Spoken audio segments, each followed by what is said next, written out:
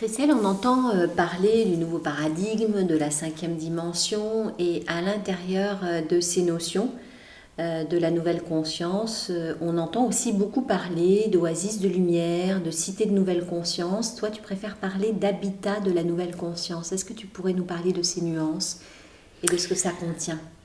Alors dans la continuité en fait de ce qui nous est partagé par les initiés, qui nous parlent des temples de nouvelle conscience, de l'accueil au sein de ces temples des flammes de nouvelle conscience, et qui se situent essentiellement au niveau éthérique, il nous est clairement demandé aujourd'hui en tant qu'humains de la troisième dimension de manifester cette nouvelle conscience, nous en tant qu'êtres, dans nos comportements, dans nos actions, dans nos paroles, et puis aussi de sacraliser les lieux dans lesquels nous vivons ou dans lesquels nous travaillons. Donc c'est très proche de ce qui est partagé au niveau des oasis, mais je préfère rester dans le vocabulaire propre à Osmose Temporelle.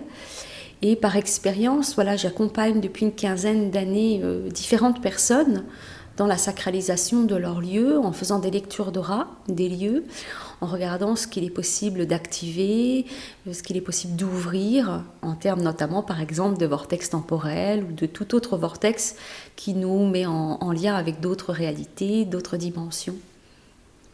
Est-ce que tu pourrais nous expliquer un peu, ou à travers des exemples, ce que tu peux trouver dans une lecture d'aura?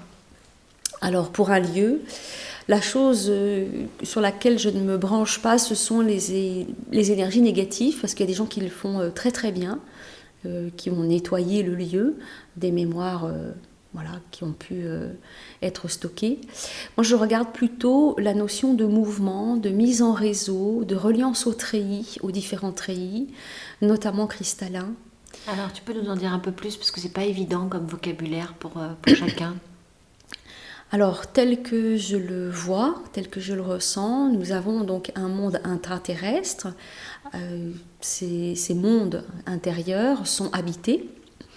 Et il y a notamment au cœur de toutes les cités intraterrestres d'immenses géodes ou d'immenses structures minérales avec lesquelles nous pouvons mettre notre habitat en résonance pour maintenir une fréquence vibratoire. C'est de ça dont tu parles quand tu parles de réseau.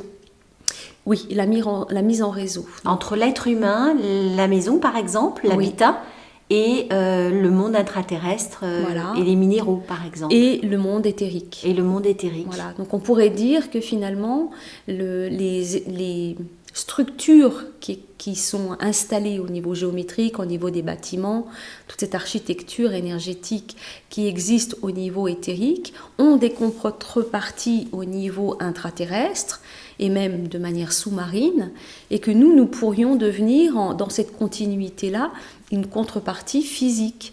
Par exemple, on prend, je ne sais pas, pas forcément un groupe, mais ne serait-ce qu'une famille qui habite dans une maison classique et qui vont faire en sorte de relier leur bâtisse à un réseau, soit intraterrestre, et éthérique, et aussi avec toute la notion de treillis énergétique en reliance avec le monde minéral.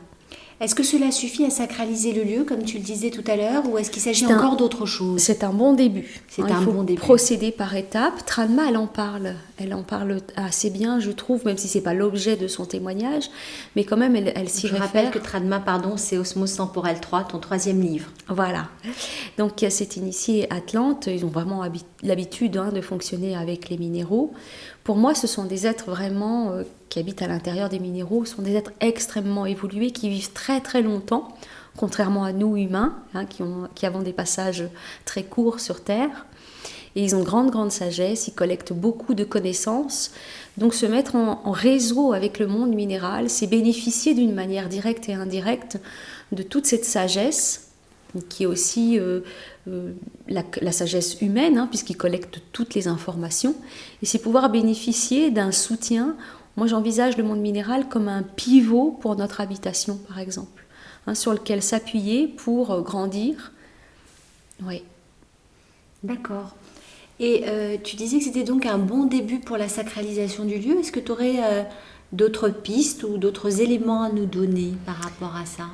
Alors après, si on a un jardin par exemple, il y a toutes les collaborations et partenariats possibles avec les êtres de la nature qui nous entourent. Ensuite, on peut faire aussi des partenariats avec ce que nous appelons le monde angélique. Donc ce sont des êtres, mais pas des êtres individualisés, les anges, ce sont des grandes consciences d'amour avec chacun des spécificités. Donc on peut les inviter dans notre lieu. Et ce que j'ai constaté le plus, en tout cas, c'est l'intention que nous posons qui fait la grande différence au niveau vibratoire. Tu pourrais nous donner un exemple d'intention ? Alors, je vais donner... C'est nous qui la donnons, l'intention, ou c'est le lieu qui nous la donne ? C'est les deux. C'est notre collaboration qui permet de sentir ce que veut le lieu, ce que veut le gardien du lieu, ce que veut l'âme de la maison ou du bâtiment dans lequel nous habitons, si c'est un immeuble par exemple. D'accord. Voilà, il y a des colorations, mais comme on n'atterrit jamais dans un lieu de vie au hasard, on va dire qu'on est attiré en fonction de nos compétences et en fonction de ce que le lieu a à nous proposer, on est attiré par un lieu précis. Alors j'aurais une question, en fait j'en ai même deux. Est-ce que lorsque tu parles de réseau, de collaboration et de coopération avec le réseau et le treillis, tu parles de la même chose ? Oui, il y a des subtilités, mais sans rentrer dans les détails techniques. C'est pas important forcément de développer. Okay. Non.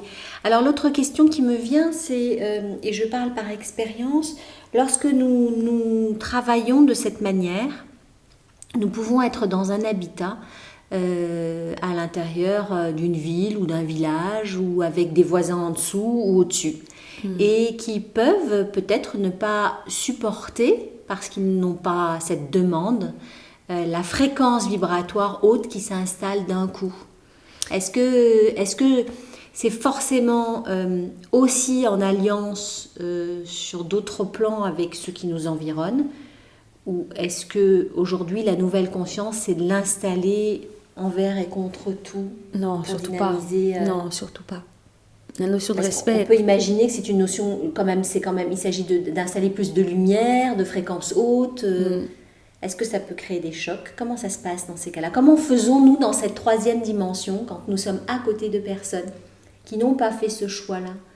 Alors le monde minéral va vraiment aider dans ces cas-là, parce qu'on va contenir, c'est-à-dire on va donner une forme, en général sphérique, c'est ce qu'il y a de plus probant. On va donner cette forme ovale, par exemple, si on est dans un immeuble, c'est plus pratique que de la sphère elle-même.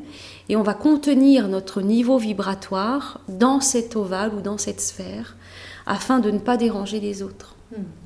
Ça ne veut pas dire qu'ils ne vont pas bénéficier de certaines ondes positives, mais en tout cas, on va respecter le fait qu'ils ne soient pas forcément en démarche. Dans un premier temps, il s'agit de sacraliser le lieu dans lequel on vit soi, parce qu'on en a posé l'intention pour soi et pour son environnement familial, par exemple. Mais on ne l'impose pas aux autres. À terme, l'idée d'îlot de lumière, moi, me plaît bien pour cette image-là. C'est-à-dire que c'est comme si on regardait la planète dans une certaine obscurité qu'on va associer à celle de la conscience, et puis qu'ici et là, il y a des petits points lumineux qui s'éclairent et qui vont faire qu'à terme, ces petits points lumineux génèrent des éclairages d'autres lieux et ainsi de suite, et puis finalement, ça va faire comme une ville la nuit quand on le regarde avec tous les lampadaires. Ça va tout s'éclairer au fur et à mesure et à un rythme qu'on ne peut pas nous prédéfinir. Mais il y a des grandes équipes qui sont à l'œuvre. Il y a beaucoup de soutien des autres dimensions pour qu'on aille dans cette direction-là, au niveau collectif en tout cas. D'accord. Merci Christelle. Merci Karine.